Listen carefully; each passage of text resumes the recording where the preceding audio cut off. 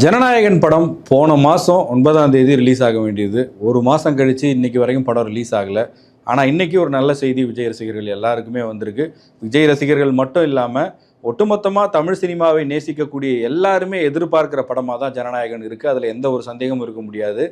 படத்தோட பிரச்சனை நம்ம எல்லாருக்கும் தெரியும். சென்சாரில் ஆரம்பிச்சுது. படத்துக்கு சென்சார் சர்டிஃபிகேட் கிடச்சிரும்னு நினச்சிட்டு இருந்த நேரத்தில் யாருமே எதிர்பார்க்காத வகையில் சென்சாரில் ஒரு ப்ராப்ளம் கிரியேட் ஆகி 9ஆம் தேதி படம் வரல. ஒரு வாரத்தில் வந்துடும், 10 நாளில் வந்துடும்னு பார்த்தா ஒரு மாதம் ஆகியும் படம் இன்னை வரையும் வரல. ஆனால் இன்றைக்கி அந்த பாசிட்டிவான நியூஸ் வந்திருக்கு.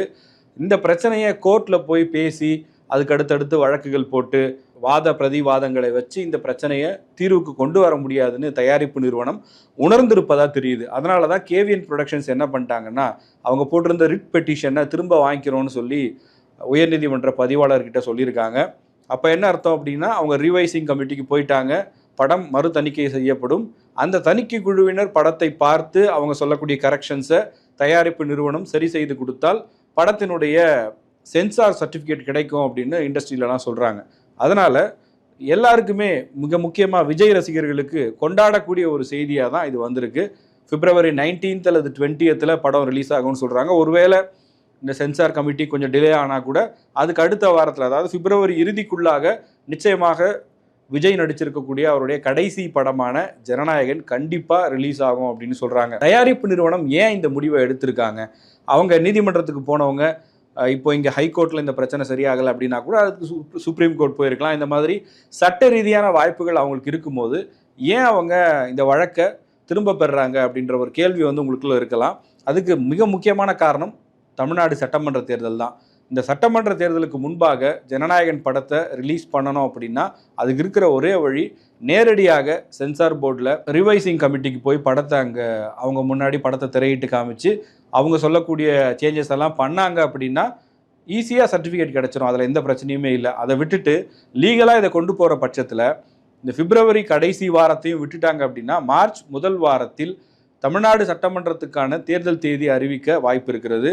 தேர்தல் தேதி அறிவிக்கப்பட்ட பட்சத்தில் நடிகர் விஜய் இப்போ அரசியல் கட்சி தலைவராகவும் இருக்கிறதுனால அவரும் அரசியலில் இந்த தேர்தலில் பங்கேற்க போகிறதுனால அவருடைய ஜனநாயகன் படம் அதன் பிறகு தேர்தல் முடிகிற வரைக்கும் ரிலீஸ் ஆகவே முடியாது. அப்போது ஏப்ரலை தாண்டி தான் அந்த படத்தை ரிலீஸ் பண்ண வேண்டியதாக இருக்கும்.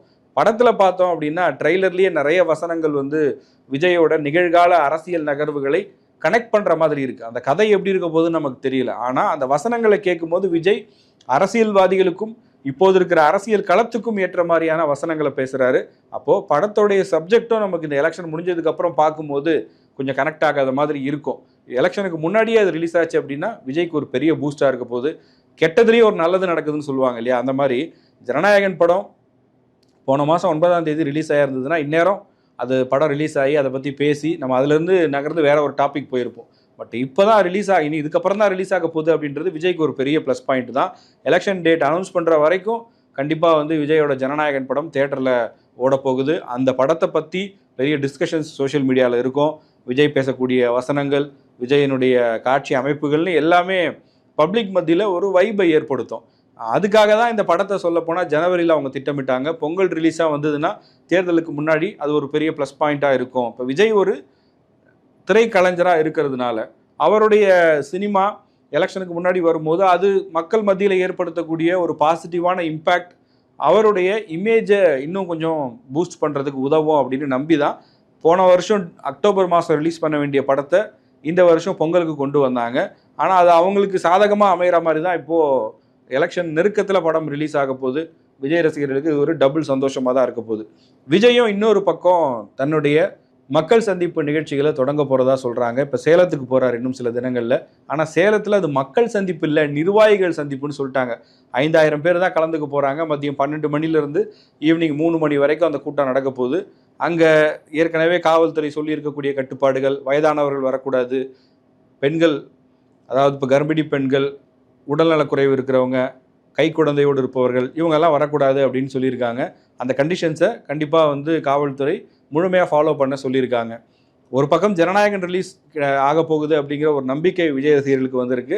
அதே நேரத்தில் தாவேகா தலைவர் விஜய் மக்கள் சந்திப்பு நடத்த போகிறாரு அப்படின்றதும் அவங்களுக்கு ஒரு பெரிய ப்ளஸ்ஸாக இருக்க போகுதுன்னு சொல்கிறாங்க. ஏன்னா அடுத்து வரப்போகிற இந்த ஒரு 50-60 நாட்கள் அப்படிங்கிறது ரொம்ப பிஸியான நாட்களாக இருக்க போகுது தமிழ்நாடு அரசியல் களத்தில். இப்போ தாவேக்காக்கு எடுத்துக்கிட்டோம் அப்படின்னாலும் அவங்க தேர்தல் அறிக்கையை தயாரிக்கக்கூடிய குழுவை நியமிச்சிருக்காங்க. ஒரு வெப்சைட் அனௌன்ஸ் பண்ணி அந்த வெப்சைட்டில் பொதுமக்களிடமிருந்து கருத்துக்களை பெற்று தேர்தல் அறிக்கையை தயாரிக்கக்கூடிய பணியில் இருக்காங்க. மற்றொரு புறம் விருப்ப மனு விநியோகம் நடந்துகிட்டு இருக்கு. விருப்ப மனுக்களை வாங்கியவர்கள் அதற்குரிய கட்டணத்தை செலுத்தி அவங்க கட்சியினுடைய தலைமை அலுவலகத்தில் அதை கொடுக்கணும்னு சொல்லியிருக்காங்க. அதுக்கு பிறகு வேட்பாளர்களை தேர்வு செய்யக்கூடிய வேலையும் தாவேக்காவுக்கு இருக்கிறது. ஒருவேளை கூட்டணி அமைஞ்சது அப்படின்னா கூட்டணி பேச்சுவார்த்தை, கூட்டணி தலைவர்களோடு சந்திப்பு, அங்கே தொகுதி பங்கீடு, கையெழுத்துன்னு அடுத்த 50-60 நாளுக்கு டே டு டே தாவேக்காவினுடைய ஆக்டிவிட்டீஸ் அப்படின்றது மிக அதிகமாக இருக்கும். இப்படிப்பட்ட ஒரு சூழலில் தான் இந்த ஜனநாயகன் அனௌன்ஸ்மெண்ட்டும் வந்திருக்கு. சோஷியல் மீடியாவில் பார்க்கும்போதும் விஜய் ரசிகர்கள் மிகப்பெரிய ஒரு கொண்டாட்டத்தில் இருக்காங்க. Vijay one last time as actor அப்படின்னா விஜய் ரசிகர்களுக்கும் ரசிகனா ஒன் லாஸ்ட் டைம். இதுக்கப்புறம் அவங்க வந்து அரசியல் களத்துக்குள்ளே இருக்க போகிறாங்க. நேரடியாக அந்த 2-2.5 வருஷமாக அரசியல் பேசி அரசியல் ரீதியான விவாதங்களில் அவங்க கலந்துக்கிட்டாலும் இப்போது இந்த ஜனநாயகன் படம் ரிலீஸ் ஆயிடுச்சுன்னு சொன்னால் விஜய்க்கும் தமிழ் சினிமாவுக்கும் இருந்த நேரடியான கனெக்ஷன் அப்படிங்கிறது இனிமேல் இருக்க போகிறது இல்லை. விஜய் ரசிகர்களுக்கும் அப்படி தான். விஜயோடைய கடைசி படத்தை மிகப்பெரிய அளவுக்கு கொண்டாடுறதுக்கு அவங்க காத்துக்கிட்டு இருக்காங்க. இப்போ இதுக்கப்புறம் ரிலீஸ் டேட் அனௌன்ஸ் பண்ணதுக்கப்புறம் அந்த முதல் நாள் முதல் காட்சி எப்படி இருக்க போகுது அப்படிங்கிற ஒரு எதிர்பார்ப்பு இருக்குது. அதே நேரத்தில் விஜய் ரசிகர்களும் பொறுப்போடு நடந்து கொள்ள வேண்டிய ஒரு தேவை இருக்குது. தமிழ்நாடு மட்டும் இல்லை, உலக அளவில் எல்லாருமே வந்து இங்கே நடக்கக்கூடிய ஒவ்வொரு நிகழ்வுகளையும் கவனிப்பாங்க. தமிழ்நாடு சட்டமன்ற தேர்தலை எப்படி கவனிக்கிறாங்களோ அதே மாதிரி விஜய் சினிமாவிலிருந்து அரசியலுக்கு வந்தவர். அவருடைய கடைசி படம் ரிலீஸ் ஆகிற அன்னைக்கு ஒரு சின்ன அசம்பாவிதம் நடந்தாலோ அல்லது சின்னதாக ஒரு பிரச்சனை இருந்தாலோ அது மிகப்பெரிய அளவுக்கு பேசப்படும். அதனால் முதல் நாள் முதல் காட்சி அப்படின்னு வரும்போது அன்னைக்கு மிக பொறுப்போடு விஜய் ரசிகர்கள் செயல்படணும் அப்படிங்கிறது அவங்க சைடில் இருந்து இன்ஸ்ட்ரக்ஷன்ஸ் கொடுத்துருக்கிறதாவும் சொல்கிறாங்க.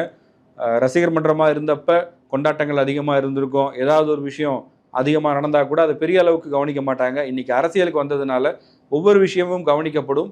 பொதுமக்களுக்கு இடையூறு ஏற்படுத்தினாலோ அல்லது தேவையில்லாத விஷயங்களை பண்ணாலோ அதற்கான எதிர்வினைகள் அவங்களுக்கு இருக்கும் அப்படிங்கிறத அவங்க புரிஞ்சுக்கணுன்றது தான் தாவேக்காவினுடைய தலைமையிலிருந்து அவங்களுக்கு கொடுத்துருக்கக்கூடிய தகவலாக சொல்கிறாங்க.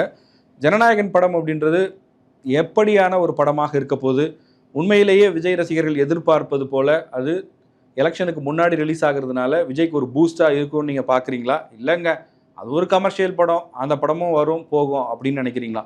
உங்களுடைய கருத்து என்ன அப்படிங்கிறத கமெண்ட் செக்ஷனில் பதிவு பண்ணுங்கள்.